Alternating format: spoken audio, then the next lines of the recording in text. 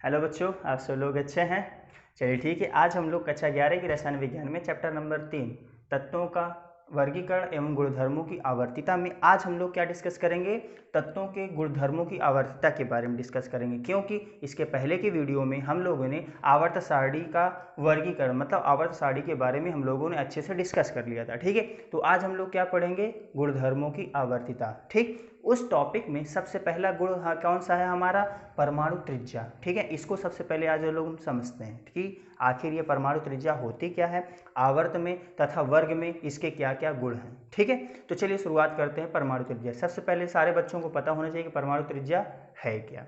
परमाणु त्रिज्या भैया किसी भी परमाणु के केंद्र से उसके वाह्य कोश के मध्य की जो दूरी होती है उसे परमाणु त्रिज्या कहते हैं। किसी भी परमाणु के केंद्र से उसके वाह्य कोश के मध्य की जो दूरी होती है उसे परमाणु त्रिज्या कहते हैं। ठीक है, मैं इसको राइट डाउन कर लेता हूं। किसी परमाणु के केंद्र से वाह्य कोश के मध्य की दूरी परमाणु त्रिज्या कहलाती है। ठीक है, यदि आपके पास एक परमाणु है, भाई मान लिया मैंने बनाया एक परमाणु, ठीक है, उसका केंद्र बिंदु कहाँ पर होगा, यहाँ पर है। उसका वाह्य कोश कहाँ पर है, यही तो इसका आउटर है। ठीक है, तो यहाँ से इसकी जो दूरी, भाई वाह्य कोश और इस केंद्र के मध्य की जो दूरी है इसी को क्या बोलते हैं, परमाणु त्रिज्या। यदि परमाणु है तो ये मध्य की दूरी क्या कहलाती है, त्रिज्या, तो क्या बन जाएगा, परमाणु त्रिज्या। बात समझ में आई। ठीक है, उसके बाद हम लोग देखते हैं आवर्त और वर्ग के बारे में। सबसे पहले देखते हैं आवर्त में।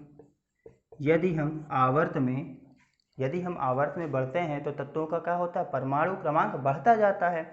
लेकिन यहाँ पर आवर्त में आगे बढ़ने पर आवर्त में परमाणु क्रमांक के बढ़ते हुए क्रम में बढ़ने पर तत्वों के जो परमाणु त्रिज्या होती है वो घटती जाती है। क्यों घटती जाती है, क्योंकि उसके नाभिक में उपस्थित जो आयन होता है उसका नाभिकीय आवेश बढ़ता जाता है। कहने का तात्पर्य ये है कि यदि हम आवर्त में आगे की ओर बढ़ते हैं तो जब हम आगे की ओर बढ़ेंगे तो परमाणु क्रमांक बढ़ेगा। जब परमाणु क्रमांक बढ़ेगा तो नाभिक में प्रोटॉनों की संख्या भी बढ़ेगी। तो जितनी ज़्यादा प्रोटॉनों की संख्या होगी वो उतने ही ज़्यादा तेजी से इलेक्ट्रॉनों को अपनी ओर आकर्षित करेगा, जिसकी वजह से क्या होगा, इलेक्ट्रॉन नाभिक की ओर खींचेंगे। तो जितने ज़्यादा प्रोटॉन होंगे इलेक्ट्रॉनों को उतनी ही तेजी से खींचेंगे। जब खींचेंगे तो त्रिज्या क्या हो जाएगी, घट जाएगी। बात समझ में आई। किसी भी आवर्त में परमाणु क्रमांक के बढ़ने के साथ साथ तत्वों की परमाणु त्रिज्या घटती जाती है। क्यों, क्योंकि केंद्र का प्रभावी नाभिकीय आवेश बढ़ता जाता है। बात समझ में आई। ठीक है, तो आवर्त में क्या होगा, आवर्त में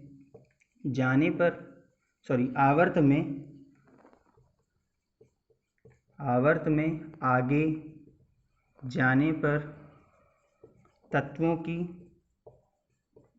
जो हमारी परमाणु त्रिज्या होती है वो क्या होती है, घटती जाती है। समझ में आया क्यों घटती है, क्योंकि परमाणु क्रमांक बढ़ने के साथ साथ नाभिकीय आवेश भी बढ़ता है। जब नाभिकीय आवेश बढ़ेगा, मतलब नाभिकीय आवेश का मतलब नाभिक में जो उपस्थित आवेश होते हैं उसकी संख्या। ठीक है, तो नाभिकीय आवेश बढ़ेगा तो इलेक्ट्रॉनों को वो और तेजी से अपनी ओर आकर्षित करेगा, जिसकी वजह से त्रिज्या क्या होगी, घट जाएगी। बात समझ में। ठीक, अब हम लोग चलते हैं वर्ग की ओर।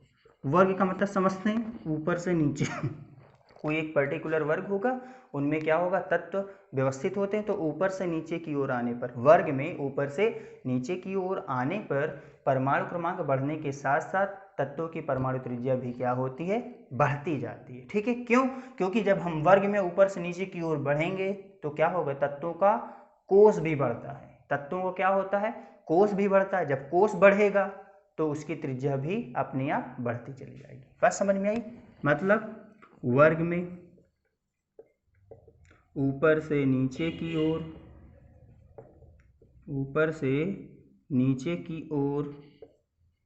आने पर तत्वों के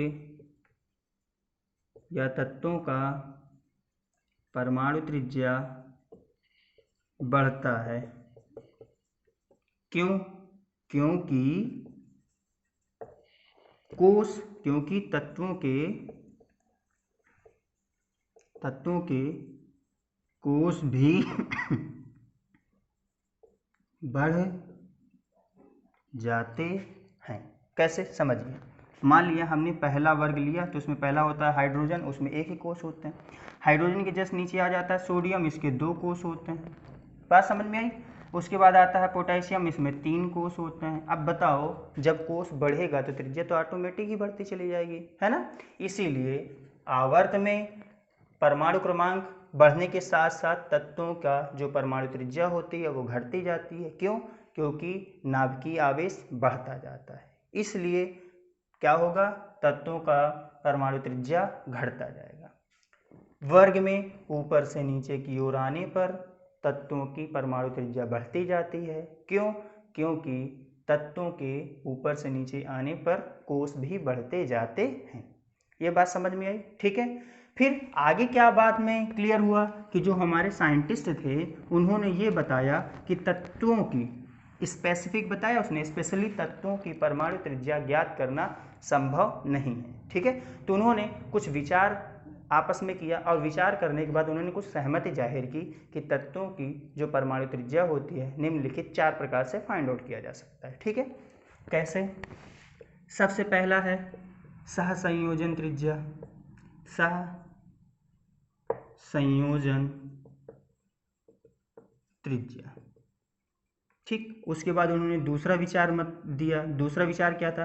पहला सहसंयोजन त्रिज्या है, दूसरा है वंडरवॉल त्रिज्या, तीसरा है क्रिस्टल त्रिज्या और चौथा है आयनिक त्रिज्या।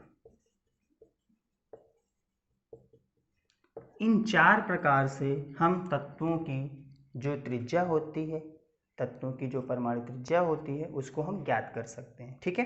तो हम लोग इन चारों के बारे में, सहसंयोजन, वंडरवॉल त्रिज्या या क्रिस्टल त्रिज्या, आयनिक त्रिज्या के बारे में हम लोग अगले वीडियो में डिस्कस करेंगे। आज के टॉपिक में सिर्फ और सिर्फ इतना ही। ठीक है। सारे बच्चे इसको अच्छे से समझेंगे और उसके बाद अपनी कॉपी में राइट करेंगे। यदि किसी बच्चे को कोई प्रॉब्लम होती है तो वो मुझसे अपनी प्रॉब्लम को शेयर कर सकता है। ओके बेटा, मिलता है नेक्स्ट वीडियो में। तब तक के लिए बाय बाय।